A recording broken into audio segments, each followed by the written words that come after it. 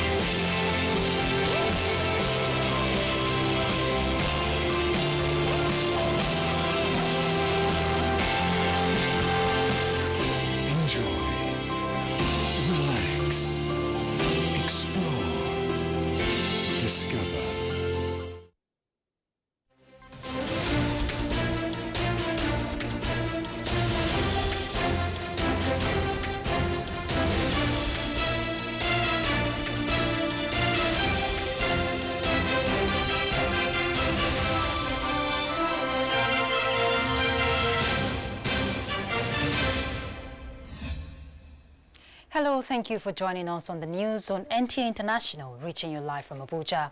I am Ruth Aguele. Let's take the headlines. Supreme Court fixes date to deliver judgment on Osun State governorship election.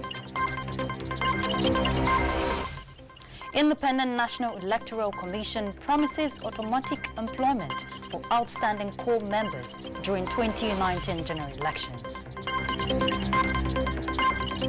Countdown to AFCON 2019 begins with 52 live matches and 24 countries contending for the cup.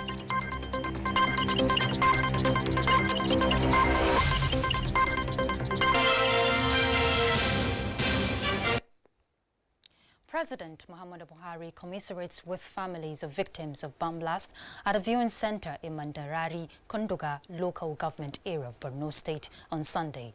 The president sends condolences to the government and people of the state over the attacks by suicide bombers.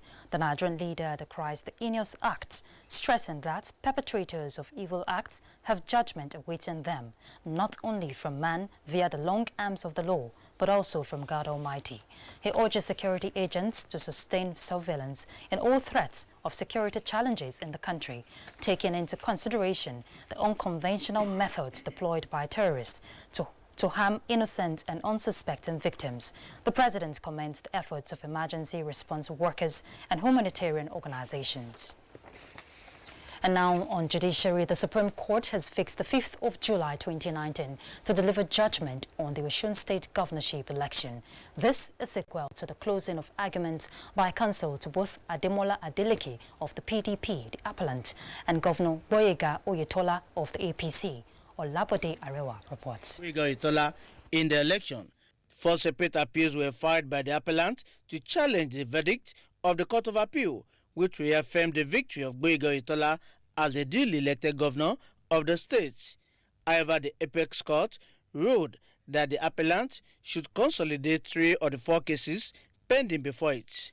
In the principal matter, Onyechi Ekweazu, Senior Advocate of Nigeria, counsel to Ademola Adeleke, pleaded with the court to restore Adeleke's victory, saying the inconclusive election of the 22nd of September 2018 showed that Adeleke won at least 50% of the lawful votes cast in at least 2/3 of the state, adding that INEC had to have relied on his guidelines instead of the provisions of Section 178, subsection 4 of the 1999 Constitution as amended. Counsel to Oyetola, Wale Olanipekun, Senior Advocate of Nigeria, and that of INEC, Yusuf Ali, Senior Advocate of Nigeria, pointed the attention of the court to alleged inconsistencies in Adeleke's claims, saying the 1999 Constitution, as amended, was clear on the requirements for declaring a winner in the governorship election, a requirement not met by Adeleke. They urged the Supreme Court to dismiss the suits for lacking in merit. There's a defect. We had argued that there's a defect in the notice of appeal, in the sense that they refer to themselves as respondents instead of appellants. And if the court agrees with us, it means that's a fundamental defect. They raise objection that we wrongly inserted the name of respondent as opposed to the appellants. And we have corrected that error, that is just a mere mistake, that does not change the position of the counsel who appeared in respect of this matter, and that we maintain consistency. The Court of Appeal had earlier declared Oyetola as the winner of the election, thereby overturning the tribunal judgment which gave Adeleke victory at the election. Both verdicts were split judgments. In Abuja, Olabode Arewa, NTA News. And on a sad note on the foreign scene, the ousted Egyptian President Mohamed Morsi is dead. Morsi, who was ousted by the army in 2013, died in court. Adebola Brookslyn Sunday reports. The 67-year-old fainted during the court session in the Egyptian capital, after which he died. Eyewitness says Morsi was speaking before the judge for about 20 minutes when he became very animated and fainted. Judicial source has it that he was quickly rushed to the hospital where he later died. Morsi became Egypt's first democratically elected president in 2012, 1 year after the Arab Spring uprising saw the end of President Hosni Mubarak's 30-year rule.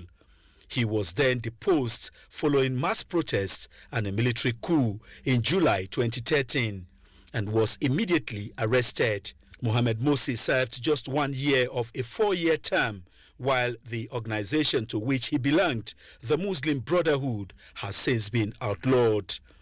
Morsi, who was facing at least 6 trials, had been behind bars for nearly 6 years and was serving a 20-year prison sentence for a conviction arising from the killing of protesters during the demonstration in 2012.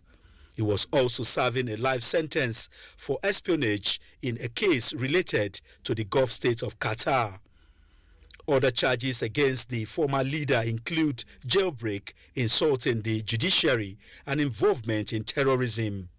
In November 2016, the Court of Cassation scrapped the life imprisonment sentence for Morsi and 21 other defendants, including some who had received the death penalty in the same case, and ordered a retrial. Adebola Brookslyn Sunday, NTA News. And for more stories around the globe, let's join Adebola Brookslyn Sunday again for details. It's nice that you're joining us on this segment of the news. The General Administration of Customs of China, GACC, says it has stepped up efforts to strengthen customs check against Ebola vis-a-vis the latest outbreak of deadly epidemic in some African countries. The agency said it will implement stricter inspection to prevent the deadly Ebola virus from entering the country.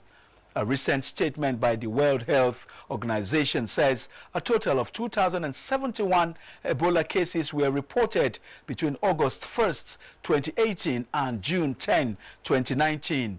Of these, 1,396 deaths were recorded, making the fatality rate as high as 67.4%. Away from Africa, members of parliament have argued whether a new deal could be renegotiated with the European Union and the prospect of a no-deal Brexit.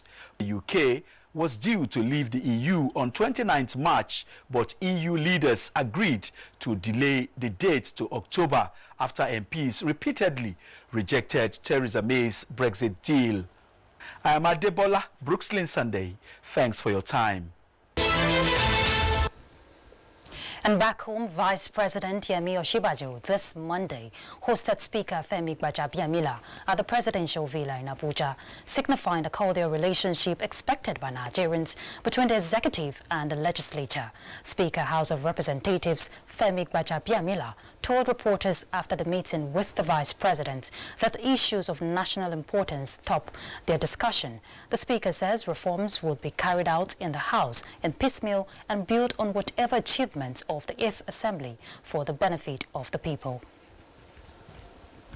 State House correspondent Jide Onifade reports that Speaker Gbajabiamila says new committees would emerge very soon and calls for the cooperation of the media and other Nigerians for the National Assembly to carry out their assignments successfully.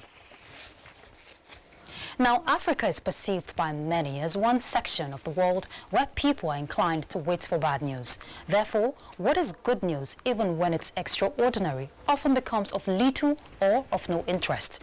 All of this superficiality or stereotypes is what the Center for Black and African Arts and Civilization is attempting to address through an international conference organized by the center in Abuja. Timothy Yusuf reports. Chinwe Ezenwa is a Nigerian promoter of African heritage. She, however, believes that the aims of Pan-Africanism are far from being accomplished, even with the formation of the Organization of African Unity, now African Union. By promoting made in Nigeria bags and accessories, we export them and we can repatriate the huge foreign exchange earnings the country is in dire need of. Chinwe joins other participants at this conference to re-examine the concept of Pan-Africanism and its relevance in the 21st century through deployment of arts and culture to better the fortunes and future of Africa. The perennial conflicts guiding poverty, hunger and disease, terrorism and all manners of social, cultural, economic and political challenges ravaging the continent, it becomes pertinent to ask if we had heard last word of Pan-Africanism. With about $26 billion generated into the Nigerian economy by the diaspora last year, the Senior Special Assistant to the President on Foreign Affairs and Diaspora Matters, Abike Dabiri Erewa, is hopeful that exportation of Nigeria and African culture can bring desired change.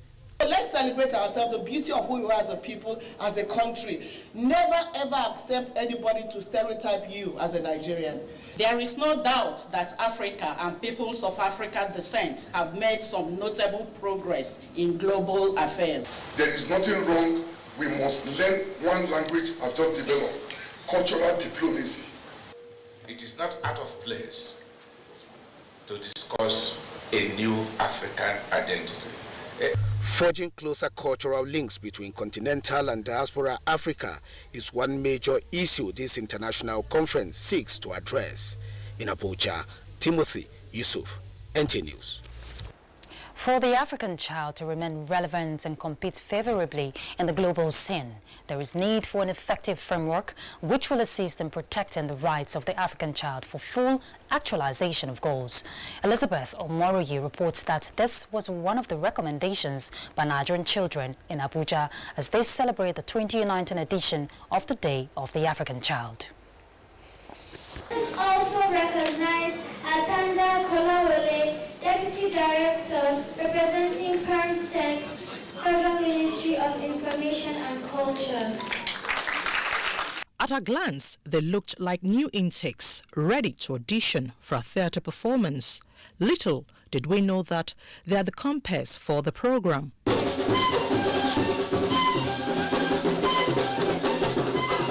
They are the future of the African continent with great potential that when fully harnessed will build the prosperity of the continent. As they celebrate their day, factors that impede their growth such as molestation, modern slavery, mutilation, child labor, early marriage and poverty, they described in strong terms as barbaric and must be addressed.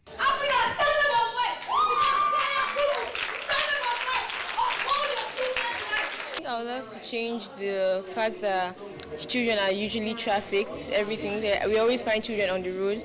I want them to have good education. As they bear their minds on cultural and social issues affecting them, they used the occasion to remind government, parents and society to take the protection of the rights of the African child as priority in order to raise generations that will foster the growth of Africa. The United Nations Convention on the Rights of the Child, CRC, classified these rights under 4 broad themes: survival, development, protection, and participation. These rights enable children in practice to grow and develop in a holistic manner. These rights must therefore be safeguarded by one and all, and most particularly by the family. They should be able to aspire to be whatever they want to be in life. Make them comfortable. The children advocated education, qualitative health care, balanced meals, security and protection from all forms of abuse. There was also a show of creativity in arts through dance, drama and poem. In Abuja, Elizabeth Omori, NTA News. You're watching the news on NTA International, reaching you live from Abuja. Stay tuned, we'll have more reports after the break. The NYSC 2019 Batch B Stream 2 orientation course will commence on Tuesday, 18th June 2019 in all NYSC orientation camps nationwide. Commencement of registration, Tuesday, 18th June 2019. Cut-off date for registration, 12 midnight Wednesday, 19th June. Swearing-in ceremony, Thursday, 20th June. Closing ceremony, Monday, 8th July 2019. Prospective corps members are advised to check the following newspapers for details of the orientation course. Daily Trust, Monday 17th June 2019. The Nation, Tuesday 18th June. Vanguard, Wednesday 19th June. Blueprint, Thursday 20th June. Prospective corps members are advised to report to the orientation camps indicated on their call-up letters. Signed, Management.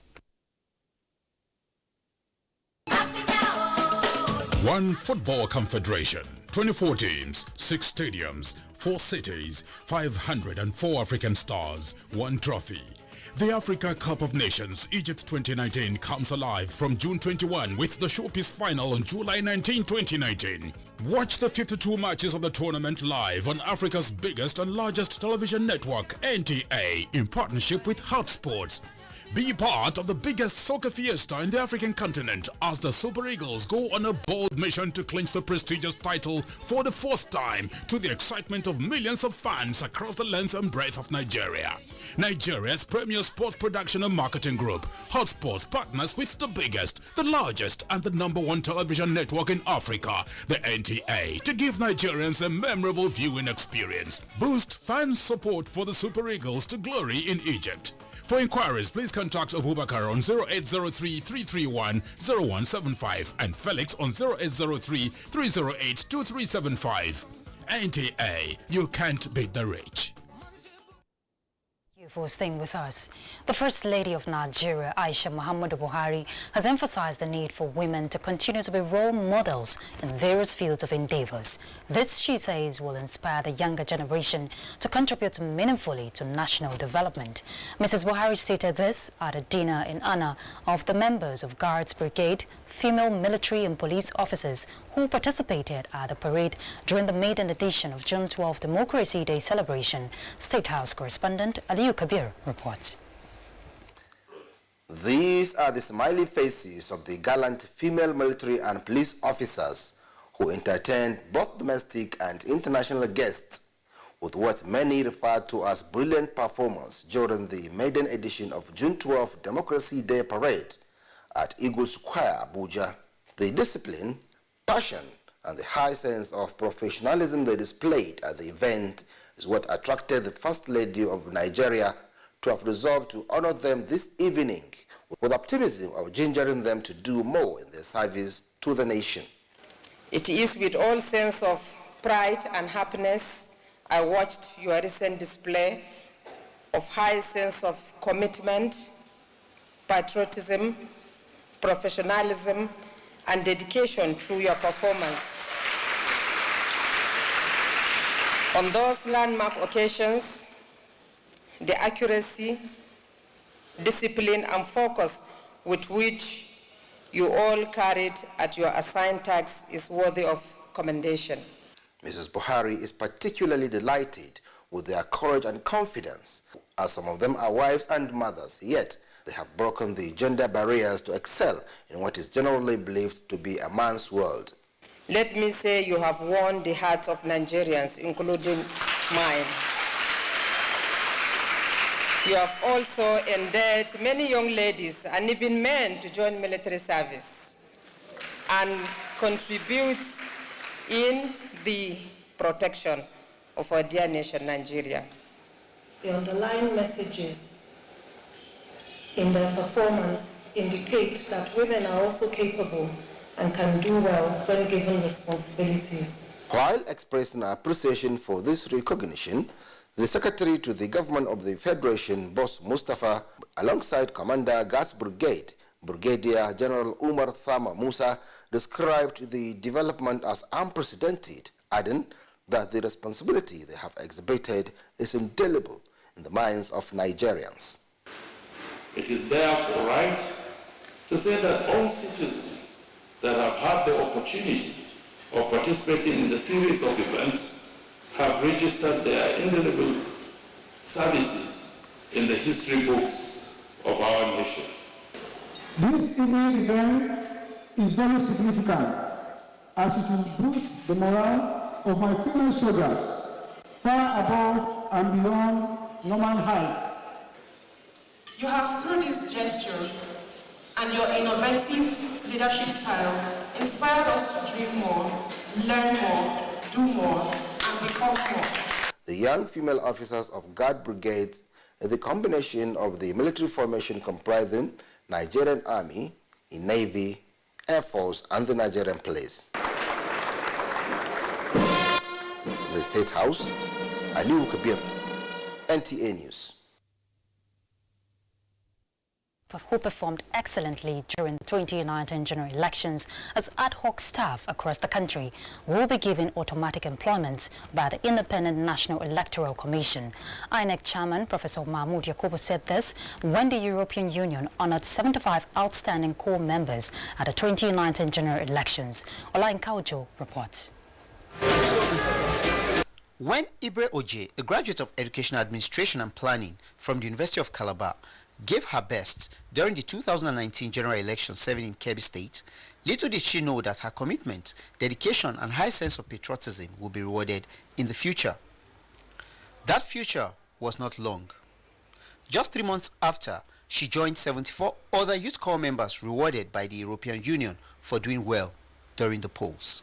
You need to see us on waters as if we wanted to capsize. In fact, there was no time for us to even take pictures, for us to show Nigerians that we took risks.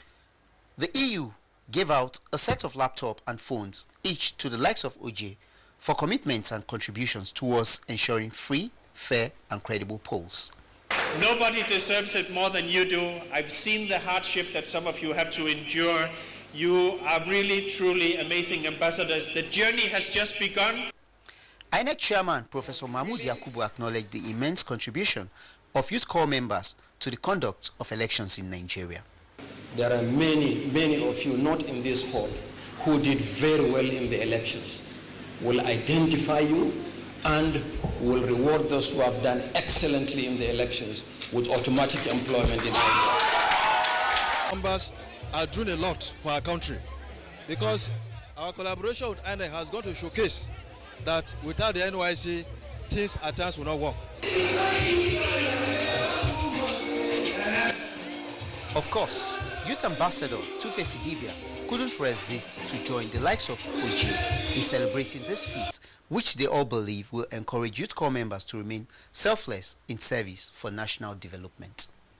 Olayinka Ojo, NTA News. Let's join Olayinka Ojo again, this time for business news. Welcome to Business News. Headline inflation increases by 11.4% year-on-year in May 2019, 0.03% higher than April 2019. On month-on-month basis, the headline index increased by 1.11% in May 2019. This is 0.17% rate higher than the rate recorded in April 2019. Urban inflation rate increased by 11.76% year-on-year in May from 11.7% recorded in April 2019. The African Development Bank has expressed optimism that Nigeria will soon ratify the Continental Free Trade Area Agreement. The Director, Industrial and Trade Development of the bank, Dr. Abdul Mukhtar, said, Nigeria is an important country for the area, and for the agreement to be effectively useful and really worthwhile, Nigeria has to be part of it.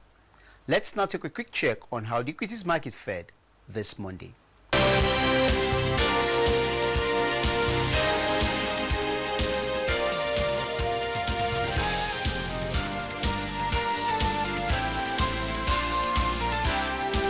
And that's it on the segment of the news. I am Olayinka Ojo.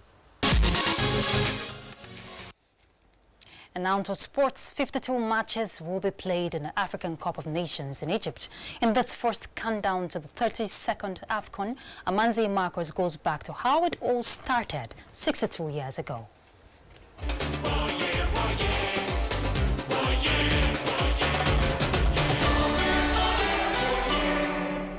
The Lions of Cameroon lifted the Africa Cup of Nations at the end of the 31st edition held in Gabon after original hosts Libya were stripped of the hosting rights due to the ongoing war in that country. With the acronym AFCON, the biggest football competition in Africa is organized by the continental football ruling body, the Confederation of African Football (CAF), with headquarters in Cairo, the Egyptian capital.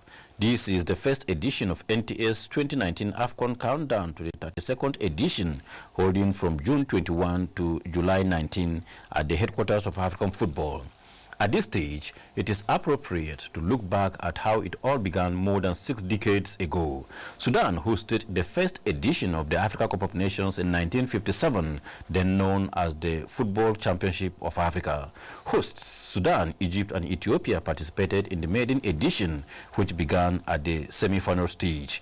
On the 10th of February 1957, Sudan lost 1-2 to Egypt as Ethiopia walked over South Africa, who were disqualified due to the apartheid policy of the white minority regime then. In the final, Egypt beat Ethiopia 4-0 to lift the first AFCON trophy on 15th February 1957 at the Municipal Stadium in Khartoum. The first edition lasted only 5 days, 10 to 15 February, and Mohamed Diab Al-Attar, popularly called at Diba, emerged the highest goal scorer with 5 goals. Nigeria's Green Eagles were among the 4 participating countries at the 1962 edition in Addis Ababa, where a qualification round was first played to determine the 4 qualifiers. Under the leadership of former President Issa Hayatu, the number of teams increased to 16.